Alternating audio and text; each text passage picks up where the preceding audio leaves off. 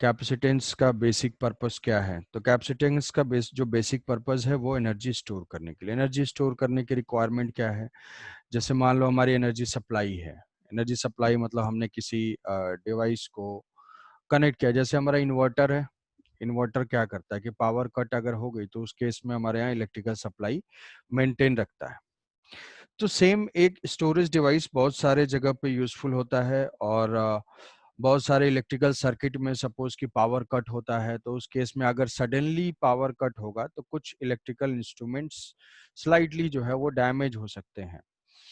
तो जैसे मान लो कि हम अपना जो टीवी का ऑफ करते हैं तो उसका जो एलईडी होता है वो थोड़ी देर तक जलता रहता है, तो वो सारी जो एनर्जी आ रही है उसको कहाँ से मिलती है?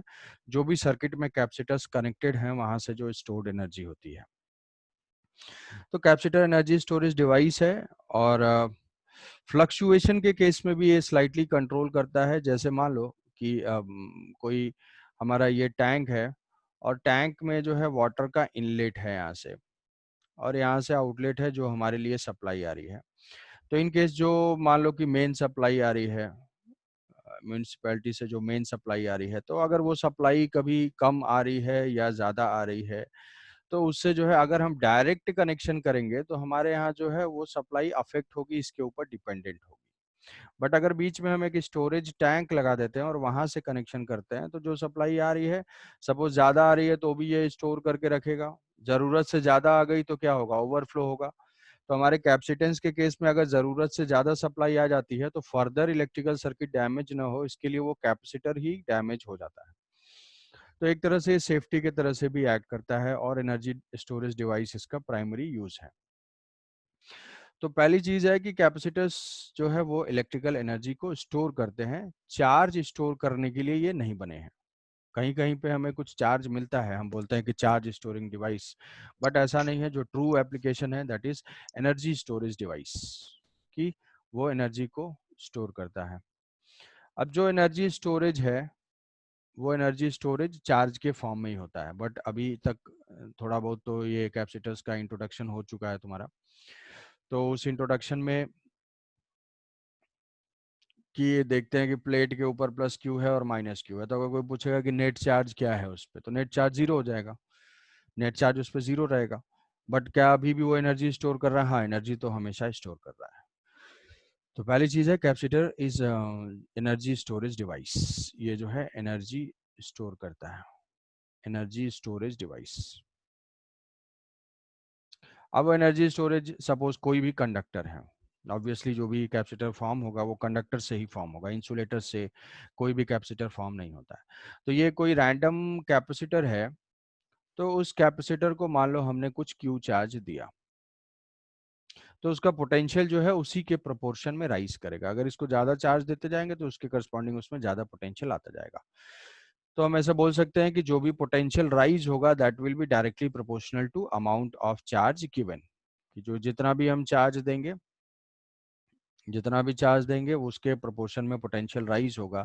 या हम ऐसे बोल सकते हैं कि जितना भी चार्ज होगा that is directly proportional to potential rise of the conductor. इस कंडक्टर का पोटेंशियल, नेगेटिव चार्ज देंगे नेगेटिव पोटेंशियल होगा, पॉजिटिव चार्ज देंगे पॉजिटिव पोटेंशियल होगा। तो ये प्रोपोर्शनैलिटी जो रिमूव करेंगे, Q is equal to C into V. तो यहाँ से C जो है हमें C मिल जाएगा, C is equal to Q divided by V, मतलब पोटेंशियल चार्ज पर यूनिट पोटेंशियल। तो ये जो C है यही है capacitance. C is called capacitance of the conductor. किसी भी कंडक्टर का या किसी भी कैपेसिटर का, कंडक्टर का कैपेसिटेंस हुआ ये। तो अब यहां से ये चीज समझना है कि this capacitance is independent of charge and potential. Important point, it is independent of amount of charge और पोटेंशियल, क्योंकि ये Q और V के रेशियो के ऊपर डिपेंडेंट है। Q और V का रेशियो के ऊपर है। मैं जस्ट सपोज करो कि अगर हम 10 देते हैं उसके करस्पॉन्डिंग 10 वोल्टेज है, तो अगर 20 देंगे तो ये 20 राइज होगा, सो दैट कि इसका रेशियो हमेशा कांस्टेंट रहेगा। तो किसी भी एक कंडक्टर का जो कैपेसिटेंस है वो यूनिक वैल्यू है, जैसे कि रेजिस्टेंस होता है। जैसे हम रेजिस्टेंस को अफेक्ट कर सकते हैं वैसे कैपेसिटेंस वो चेंज कर सकते हैं, बट चार्ज से या वोल्टेज से वो इंडिपेंडेंट होता है, उसके रेशियो के ऊपर डिपेंडेंट होता है।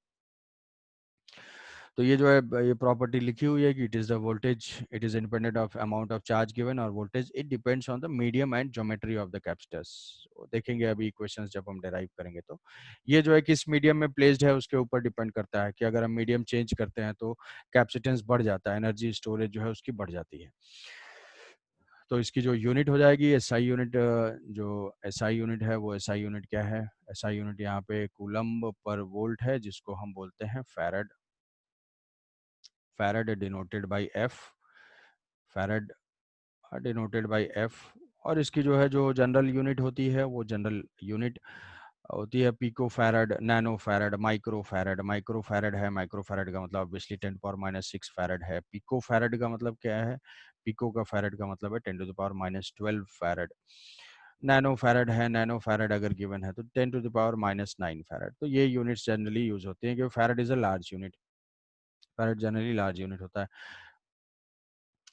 तो इसमें कैपेसिटेंस, अब यही जो बेसिक डेफिनेशन है, यही बेसिक डेफिनेशन हमारे लिए क्या है, कैपेसिटेंस कैलकुलेट करने का यही अप्रोच है कि किसी भी कंडक्टर का सपोज करो कि हमें कैपेसिटेंस फाइंड करना है तो हम यही लॉजिकल फॉर्मूला अप्लाई करेंगे, और ये हमेशा अप्लाई होगा कि हम इसको क्या करेंगे, पहले क्यू चार्ज दे देंगे, फिर इसका वोल्टेज मेजर कर लेंगे और क्यू डिवाइडेड बाई वी का रेशियो ले लेंगे, तो वही आ जाएगा उसका कैपेसिटेंस। क्योंकि चार्ज से और वोल्टेज से इंडिपेंडेंट है, उसका रेशियो हमें चाहिए तो कुछ चार्ज उसको दे के और उसका वोल्टेज मेजर करके रेशियो ले लेंगे तो उस सिस्टम का कैपेसिटेंस आ जाएगा। अब अलग अलग सिस्टम है जिसके कैपेसिटेंस हमें फाइंड करने हैं, तो हम पहले ले लेते हैं capacitance of a spherical shell. किसी भी स्फेरिकल शेल के कैपेसिटेंस को फाइंड करते हैं। तो कैपेसिटेंस ऑफ स्फेरिकल शेल, तो ये हमने स्फेरिकल शेल ले लिया है और इस स्फेरिकल शेल पे इसका कैपेसिटेंस फाइंड करना है जिसका रेडियस है आर। तो हम क्या करेंगे, वही लॉजिक, क्यू इसको दिया और इस क्यू से इसका वोल्टेज मेजर करेंगे, इस शेल का वोल्टेज मेजर करेंगे। तो वोल्टेज का फॉर्मूला हमें पता है कि शेल का जो पोटेंशियल होता है वो इनसाइड में कांस्टेंट होता है के क्यू बाई कैपिटल आर, और आउटसाइड में क्या होता है के क्यू बाई स्मॉल आर। तो इसको हमने वोल्टेज चार्ज क्यू दिया तो इसका पोटेंशियल हो जाएगा, सरफेस का पोटेंशियल हो जाएगा K Q divided by capital R. तो कैपेसिटेंस फाइंड करने के लिए क्या करना है, capacitance is equal to Q divided by V. तो यहाँ से जो है रेशियो ले लेंगे, क्यू डिवाइडेड बाई बी, ये हो जाएगा R divided by K is equal to 1/4 pi epsilon naught. तो ये हो जाएगा 4 pi epsilon naught into R. तो इस स्फेरिकल कंडक्टर का कैपेसिटेंस हो जाएगा 4 पाई एप्सिलॉन नॉट आर। तो यहाँ पे देखोगे कि यहाँ से जो आर है वो इसके शेप के ऊपर डिपेंड कर रहा है। छोटा स्फीयर होगा कम कम कैपेसिटेंस होगा, लार्ज स्फीयर होगा उसका ज्यादा कैपेसिटेंस होगा। और ये जो एप्सिलॉन नॉट है ये electrical property of the medium बताता है। ये जो है इलेक्ट्रिकल प्रॉपर्टी ऑफ मीडियम बताता है, और ये बोल सकते हैं ज्योमेट्री, ज्योमेट्री और बोल सकते हैं shape and size, shape and size कि ज्योमेट्रिकल फीचर है कि अगर कैपेसिटर स्फीयर लार्ज होगा तो उसमें ज्यादा कैपेसिटेंस होगा। तो अगर हम मीडियम चेंज करेंगे इसका, सपोज करो कि इस स्फीयर को कोई किसी डाइलेक्ट्रिक मीडियम में लेके चला गया, डाइलेक्ट्रिक मीडियम में किसी ऑयल में लेके चला गया जिसका डाइलेक्ट्रिक कांस्टेंट ज्यादा है। तो अगर डाइलेक्ट्रिक कांस्टेंट ज्यादा है, अगर किसी और मीडियम में हम कैपेसिटेंस लिखते हैं तो एप्सिलॉन को क्या लिख लेंगे, एप्सिलॉन को 4 पाई एप्सिलॉन इंटू आर लिख लेंगे अगर किसी और मीडियम में है। और ये जानते हो कि डाइलेक्ट्रिक कांस्टेंट और relative electrical permittivity epsilon R और जो कैपिटल के ये है डाइलेक्ट्रिक कांस्टेंट, वो क्या होता है, रिलेटिव परमिटिविटी, इलेक्ट्रिकल परमिटिविटी ये होता है।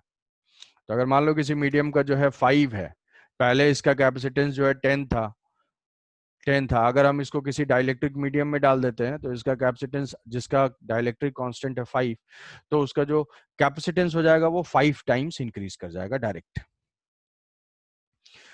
तो ये तो हो गई इसकी कैपेसिटेंस स्फेरिकल शेल की। कैपेसिटेंस, अब मान लो हमें एनर्जी स्टोरेज फाइंड करना है कि कितनी एनर्जी जो है वो स्टोर कर रहा है, क्योंकि बेसिक फंक्शन क्या है कैपेसिटर का, एनर्जी स्टोरेज। तो पोटेंशियल एनर्जी, एनर्जी ऑब्वियसली जो स्टोर होगा वो इलेक्ट्रिकल पोटेंशियल एनर्जी के फॉर्म में स्टोर होगा। तो हम रैंडम ले लेते हैं, तो इसका जो है डेरिवेशन भी आता है, derive the formula for potential energy stored inside a capacitor।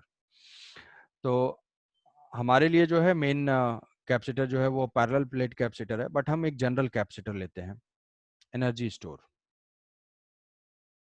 Energy storage. Energy storage में ये कोई कैपेसिटर है। अब इसमें एनर्जी क्यों स्टोर होगी, जैसे मान लो कि ये कंप्लीटली अनचार्ज्ड है, अनचार्ज है।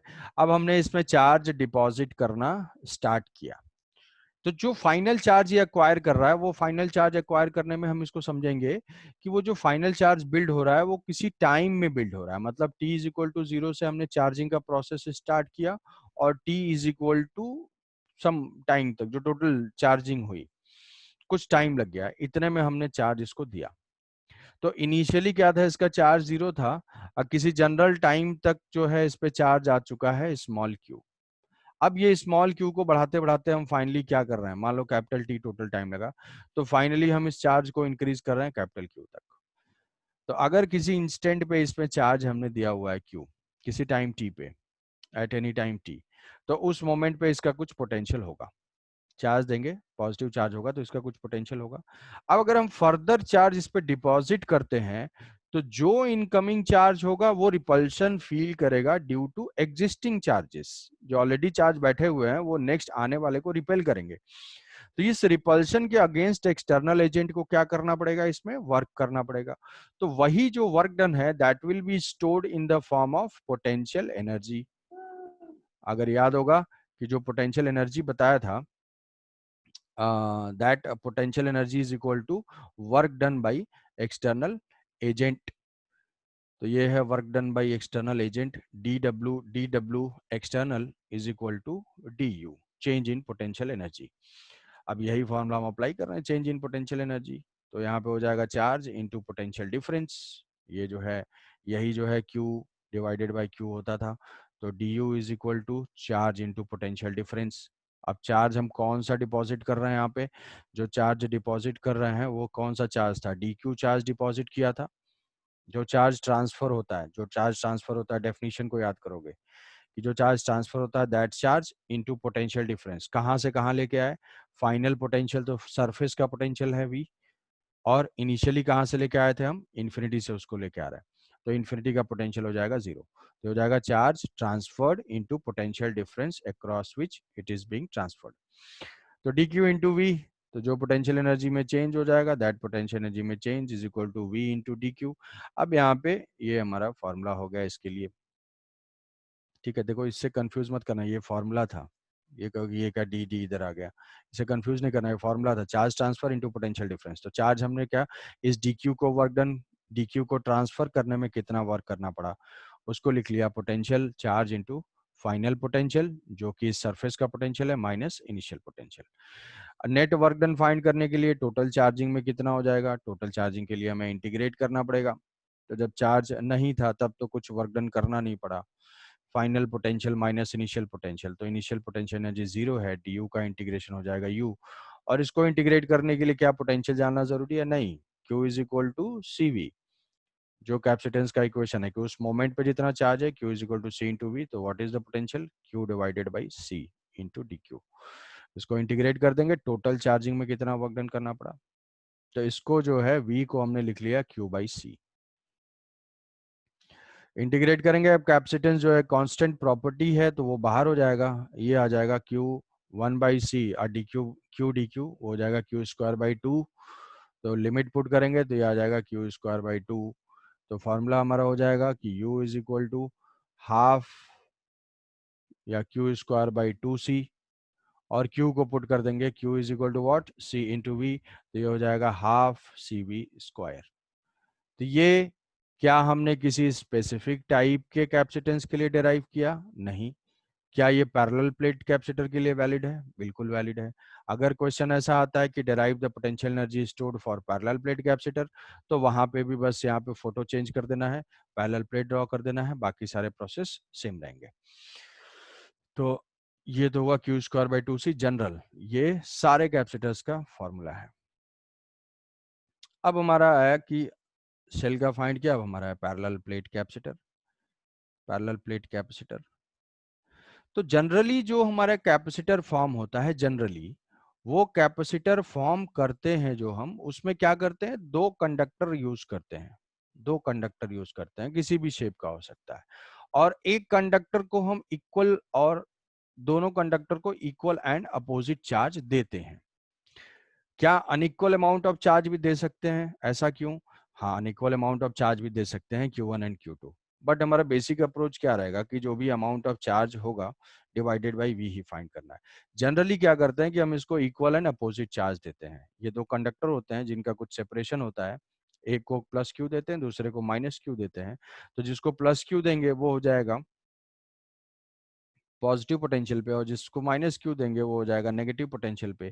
तो जो चार्ज ऑन कैपेसिटर होता है, जो जनरली हम बोलते हैं चार्ज ऑन कैपेसिटर, तो यहाँ पे पॉजिटिव चार्ज है, तो पॉजिटिव चार्ज से तुम्हें पता होगा कि इलेक्ट्रिक फील्ड लाइंस ओरिजिनेट होती हैं और नेगेटिव चार्ज पे वो टर्मिनेट होती हैं। तो इस टाइप का कुछ फील्ड लाइंस होंगी।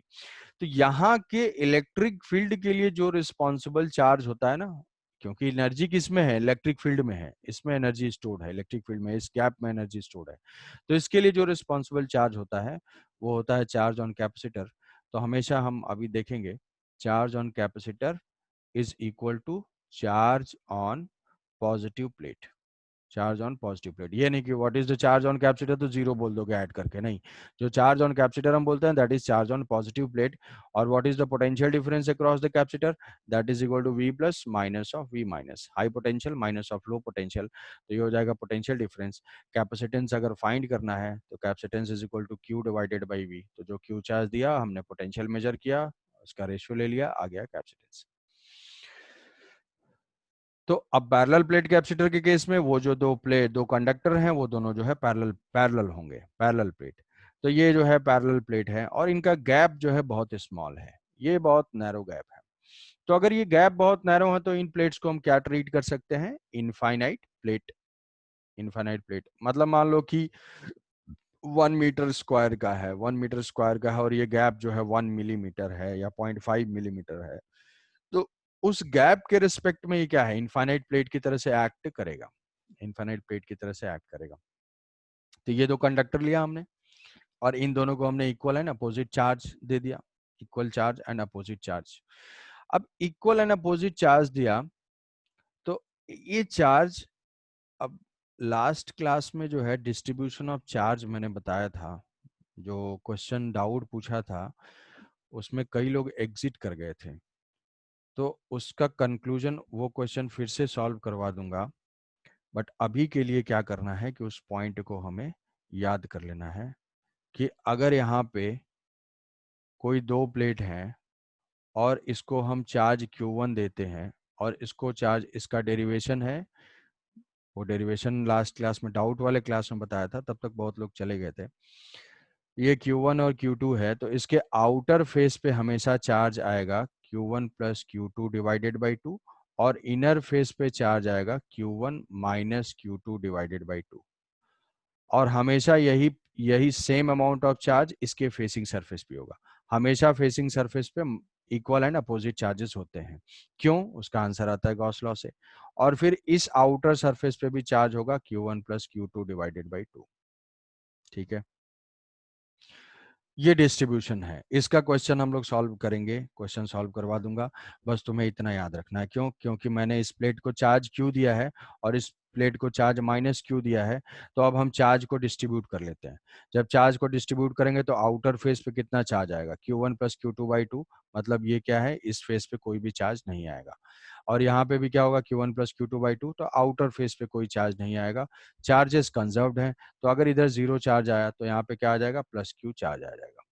आई बात समझ में, यहाँ पे प्लस क्यू चार्ज है और जो माइनस क्यू चार्ज देंगे फेसिंग सरफेस पे इक्वल एंड अपोजिट होगा। तो अगर हम इक्वल एंड अपोजिट चार्ज देते हैं तो उसका लॉजिक क्या है कि आउटर पे कोई भी चार्ज नहीं आएगा।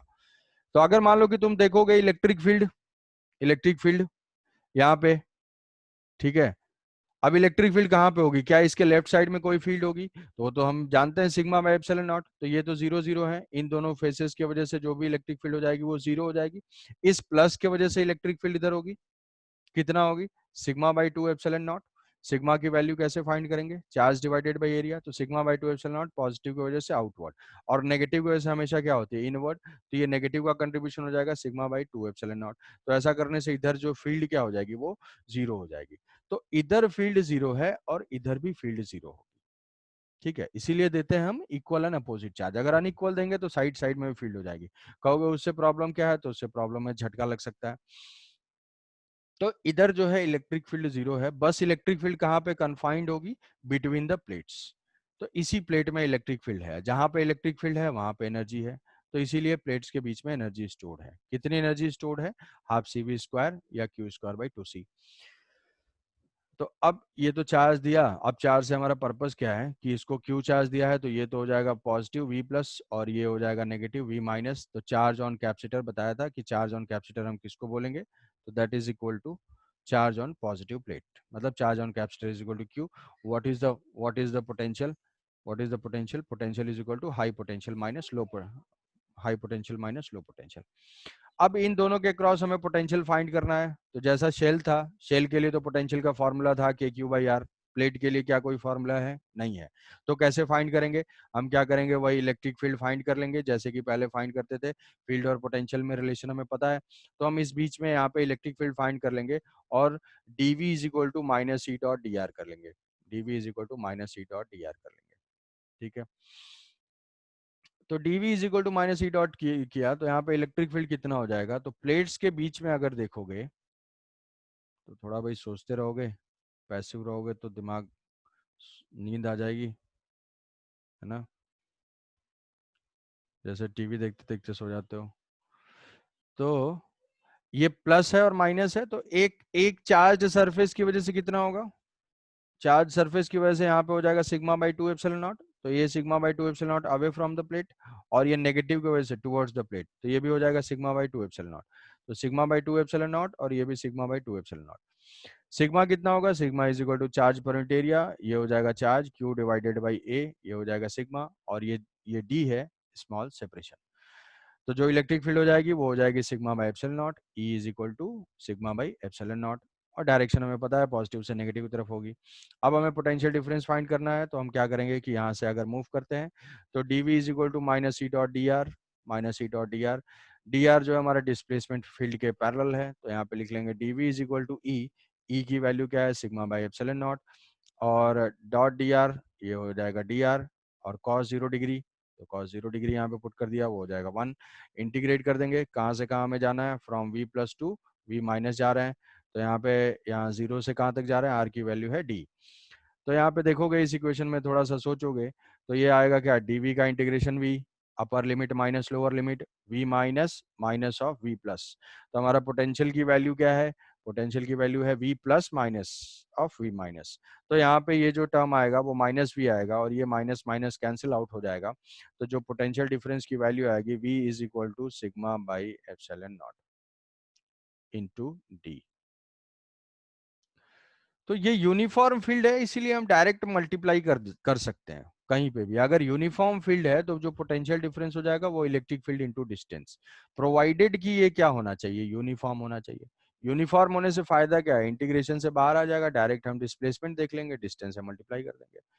तो चाहो तो ये चीज लिखो, नहीं चाहो तो डायरेक्टली ऐसा लिख सकते हो कि potential difference is equal to E into D for uniform electric field, for uniform electric field. तो प्लेट्स के बीच में यूनिफॉर्म इलेक्ट्रिक फील्ड है, पोटेंशियल लिख लिया, बस अब हो गया कुछ। पोटेंशियली फाइंड करना था, तो V is equal to sigma D by epsilon naught, sigma is equal to Q divided by A into D by epsilon naught. Q divided by V is the capacitance, तो जो capacitance हो जाएगा वो हो जाएगा Q divided by V, cross multiply करोगे वो हो जाएगा A epsilon naught by D। तो epsilon naught A by D is the, तो इस पे जो है बहुत बेकार क्वेश्चन, बेकार क्वेश्चन कैसा, एरिया दिया होगा 4 सेंटीमीटर स्क्वायर है, एप्सिलॉन नॉट की वैल्यू जानते हो 8.85 इंटू 10 पावर माइनस 12, डिस्टेंस दिया होगा 2 mm, जिसमें सीधे सीधे फार्मूला पुट करके बस कैलकुलेट करना है, प्रोवाइडेड की कैलकुलेशन मिस्टेक करने की अगर आदत नहीं है तो कैपेसिटेंस आ जाएगा, जो भी कैपेसिटेंस आएगा एसआई यूनिट में कन्वर्ट करके इसको फैराड में फाइंड कर लेंगे। अब यहाँ पे ये देखो प्लेट के एरिया के ऊपर और डिस्टेंस के ऊपर डिपेंडेंट है कि अगर हम डिस्टेंस जो है वो डिक्रीज करते हैं तो कैपेसिटेंस क्या हो जाएगा, डिस्टेंस डिक्रीज होगा तो कैपेसिटेंस इंक्रीज हो जाएगा। अगर हम मीडियम चेंज करते हैं, ये बताया था कि हमेशा जो भी कैपेसिटेंस होगा किसके ऊपर डिपेंड करेगा, मीडियम के ऊपर एंड ज्योमेट्री के ऊपर। तो मीडियम है और ज्योमेट्री है, शेप एंड साइज के ऊपर डिपेंडेंट है। तो यही अगर कोई मीडियम का हम डायलेक्ट्रिक कांस्टेंट या फिर मीडियम हम चेंज करते हैं, चेंज कर देंगे तो कैपेसिटेंस बढ़ जाएगा। तो हमेशा जो है कोई दूसरा मीडियम लाने से कैपेसिटेंस इंक्रीज हो जाता है। प्लेट एरिया बढ़ा देंगे तो बढ़ जाएगा, सिंपल सिंपल इक्वेशन यहाँ से देख के बता सकते हो, रिलेट कर सकते हो, इंक्रीजेज डिक्रीजेज, और से ऑप्शन में आ गया फालतू सवाल, कि if distance between the plate decreases then capacitance increases decreases remains same data insufficient। तो बस इक्वेशन लिखना है, वहां से रिलेट करके आंसर दे देना है। ठीक है, तो ये था डेरिवेशन जो आ सकता है। चार्जिंग ऑफ कैपेसिटर, अब क्या था, वो तो कैपेसिटर हो गया, कैपेसिटर को हम चार्ज करते हैं। कैपेसिटर पे चार्ज करते हैं तो ये पैरेलल प्लेट्स में मैंने जो एक पॉइंट बताया है वो पॉइंट बिल्कुल याद रखना है कि फेसिंग सरफेस पे ऑलवेज क्या होंगे, equal and opposite charge. Facing surface पे ऑलवेज क्या होंगे, इक्वल एंड अपोजिट चार्ज। अगर हम Q1 एंड Q2 देते हैं तो ये चार्जेस हो जाएंगे Q1 plus Q2 by two outer पे, Q1 plus Q2 by two, और यहाँ पे माइनस। तो यहाँ पे मान लो हम प्लेट को चार्ज करते हैं, यहाँ पे हम प्लेट को चार्ज करते हैं। एक कैपेसिटर, ये पैरेलल प्लेट कैपेसिटर है, और पैरेलल प्लेट कैपेसिटर को हमने एक बैटरी से कनेक्ट कर दिया। अब बैटरी क्या करता है, बैटरी एक पोटेंशियल डिफरेंस मेंटेन करेगा। पोटेंशियल डिफरेंस कैसे मेंटेन करेगा, ऐसे समझ लो कि ये मान लो थिन प्लेट है और इस प्लेट को हमने बैटरी के पॉजिटिव टर्मिनल से कनेक्ट किया है, बैटरी के पॉजिटिव टर्मिनल से कनेक्ट किया है, यहाँ से ये बैटरी से होता हुआ। तो बैटरी का मैकेनिज्म क्या है, पहले तो ये न्यूट्रल था, फिर ऐसे समझ सकते हो जैसे ही हम इसको पॉजिटिव टर्मिनल से कनेक्ट करेंगे तो ये इलेक्ट्रॉन्स को पुल करना स्टार्ट करेगा। इलेक्ट्रॉन्स को पुल करना स्टार्ट करेगा और वो इलेक्ट्रॉन्स किस डायरेक्शन में मूव करेंगे, इस डायरेक्शन में ऐसे पुल करना स्टार्ट करेगा और इस इलेक्ट्रॉन्स को यहाँ पे लाके डिपॉजिट कर देगा। मतलब इस प्लेट को क्या कर देगा, जितने इलेक्ट्रॉन्स यहाँ से मूव करेंगे उतने ही इलेक्ट्रॉन यहाँ पे डिपॉजिट होंगे, क्योंकि सिस्टम में टोटल चार्ज क्या होना चाहिए, कंजर्व। तो बैटरी क्या कर रहा है, बैटरी एक पोटेंशियल डिफरेंस मेंटेन कर रहा है, उस पोटेंशियल डिफरेंस की वजह से चार्जेस क्या हो रहे हैं, फ्लो कर रहे हैं, क्योंकि चार्ज के फ्लो होने के लिए पोटेंशियल डिफरेंस मस्ट है। तो यहाँ पे जो है फाइनली जो है चार्ज, यहाँ से कुछ चार्ज इलेक्ट्रॉन पुल हो जाएंगे तो ये पॉजिटिव चार्ज होगा, ये नेगेटिव चार्ज होगा। जितना भी चार्ज आएगा, जितना भी चार्ज आएगा पॉजिटिव, उतना ही यहाँ पे क्या होगा, नेगेटिव चार्ज आएगा, पॉजिटिव चार्ज, क्योंकि यहाँ से प्लस क्यू, यहाँ से इलेक्ट्रॉन माइनस क्यू पुल करके यहाँ डिपॉजिट किया है, तो प्लस क्यू आएगा तो यहाँ पे माइनस क्यू होगा। कैपेसिटेंस इसका सी है। पोटेंशियल डिफरेंस इनके क्रॉस कितना है, अगर हम इसको जीरो लेते हैं तो ये भी क्या होगा, जीरो पोटेंशियल पे होगा, इसका पोटेंशियल क्या हो जाएगा, वी हो जाएगा, तो इसका पोटेंशियल वी हो जाएगा। तो जो चार्ज होगा बैटरी से चार्ज करेंगे तो Q is equal to C V, Q is equal to C V, potential difference है वी, तो बैटरी से कनेक्ट किया तो इसका चार्ज हो गया सी वी। कितना, एक प्लेट पे प्लस एक प्लेट पे माइनस।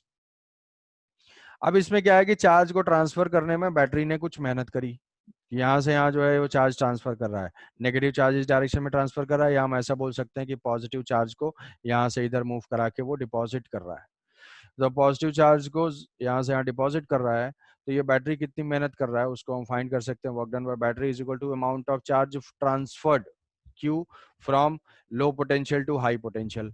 तो कहाँ पे, लो पोटेंशियल से हाई पोटेंशियल, तो वर्क डन हो जाएगा final potential minus initial potential, V minus zero. तो जो वर्क डन बाय बैटरी होगी that is equal to Q into V। What is the energy stored, charge into potential. What is energy stored by the this capacitor, इस capacitor में energy stored है, कितनी energy stored है, half C V square. तो जो potential energy stored है that is half C V square, half C V square. और यहाँ पे वर्क डन बाय बैटरी क्या है, वर्क डन बाय बैटरी में चार्ज को पुट करोगे तो ये हो जाएगा सी वी स्क्वायर। मतलब बैटरी ने जितनी मेहनत करी उसका हाफ ही ये कैपेसिटर स्टोर कर पाया, रिमेनिंग क्या होता है, रिमेनिंग का लॉस हो जाता है। वो लॉस क्यों होता है, ड्यू टू इलेक्ट्रोस्टैटिक रिपल्शन।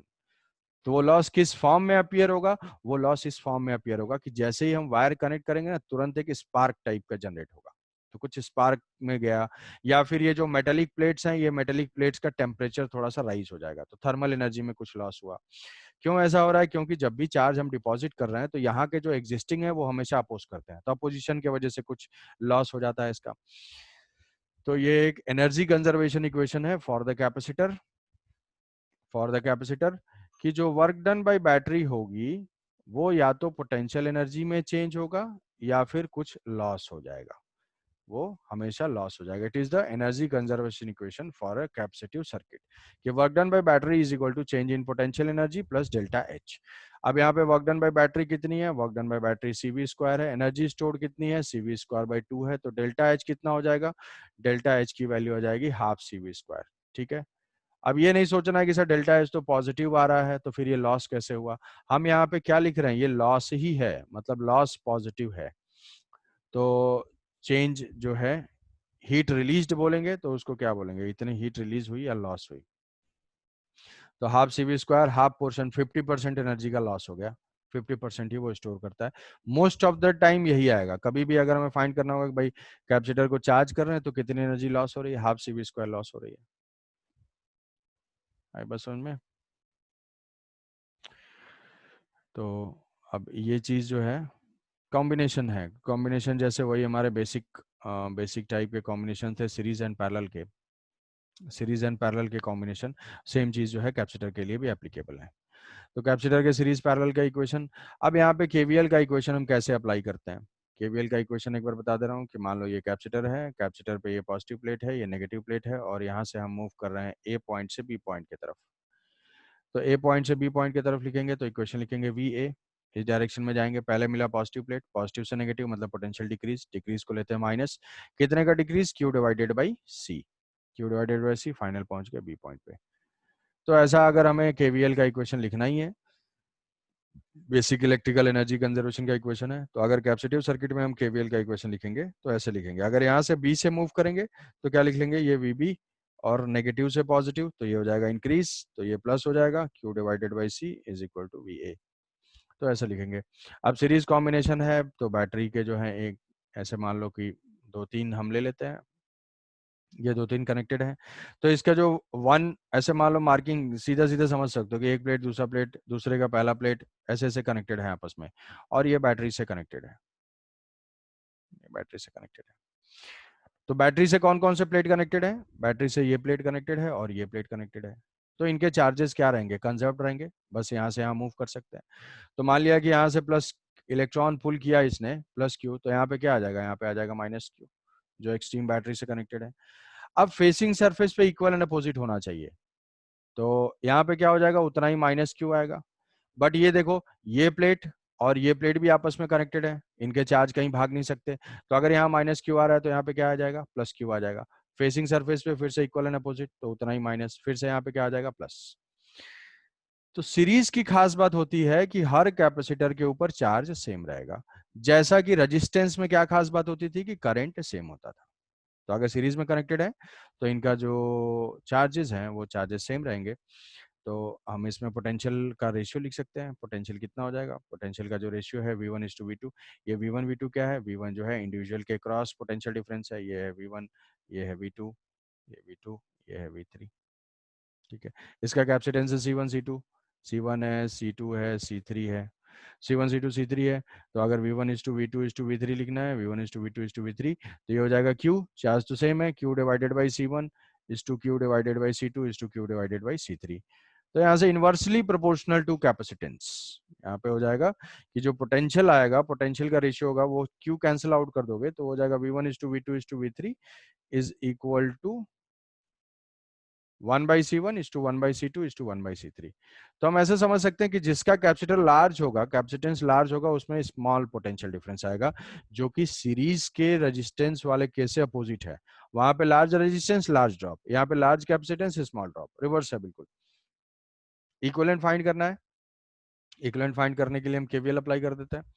यहाँ से केवीएल मान लो कि ये पोटेंशियल डिफरेंस है, यहाँ से हम मूव करना स्टार्ट करते हैं, ये पॉइंट ए है, तो यहाँ से लिख लेंगे वी ए, और ये पोटेंशियल क्रॉस करेंगे, यहाँ पे हो जाएगा वी प्लस वी, और पॉजिटिव से माइनस, तो ये माइनस Q1/C1, सॉरी चार्ज तो सेम है, तो ये हो जाएगा Q/C1, ये हो जाएगा Q/C2 minus Q/C3 is equal to V A, ये कैंसिल आउट हो जाएगा। तो जो नेट पोटेंशियल डिफरेंस होगा that is equal to Q/C1 plus Q/C2 plus Q/C3, ये ऑब्वियसली जो है V1 and V2 and V3 है, तो V is equal to V1 plus V2 plus V3। Equivalent find करने के लिए यहाँ पे एक कैपेसिटेंस मान लिया है कि जिसका सी इक्विवेलेंट ये है, तो इस पे भी चार्ज, इसका पोटेंशियल डिफरेंस कितना हो जाएगा, चार्ज तो सेम विड्रॉ करे तभी वो इक्विवेलेंट होगा, तो जो V is equal to Q divided by C naught. तो यही चीज हम इक्वेशन यहाँ पे लिख देंगे, इस इक्वेशन को और इस इक्वेशन को दोनों को इक्वेट कर देंगे, Q कैंसिल आउट हो जाएगा, तो 1/C equivalent is equal to, by disconnect होगा, ज्वाइन करने के लिए वही या तो लिंक या तो ज्वाइन करके मीटिंग आईडी एंड पासवर्ड डाल के जो है इमीडिएटली ज्वाइन कर जाओगे, लेट नहीं करोगे। तो ये देखो ये पैरेलल का इक्विवेलेंट हो गया, जैसे पैरेलल का इक्विवेलेंट होता था रेजिस्टेंस में, यहाँ पे कैपेसिटेंस में सीरीज का इक्विवेलेंट है, सारे फॉर्मूले जो है रिवर्स हो जाएंगे। सारे फॉर्मूले रिवर्स हो जाएंगे। पैरेलल कॉम्बिनेशन है तो वहाँ पे जो पैरेलल में होता था, सीरीज में होता था, वो यहाँ पे पैरेलल में हो जाएगा। तो पैरेलल के लिए पैरेलल सर्किट है, पैरेलल सर्किट है। पैरेलल सर्किट में यहाँ से चार्ज क्यू आया तो यहाँ पे चार्ज क्या होगा, डिवाइड होगा। चार्ज डिवाइड होगा Q1 Q2 Q3। तो इस पॉइंट पे क्या होगा, दोनों के जो पोटेंशियल हैं वो पोटेंशियल सेम होंगे, जो पोटेंशियल हैं दोनों के वो सेम होंगे।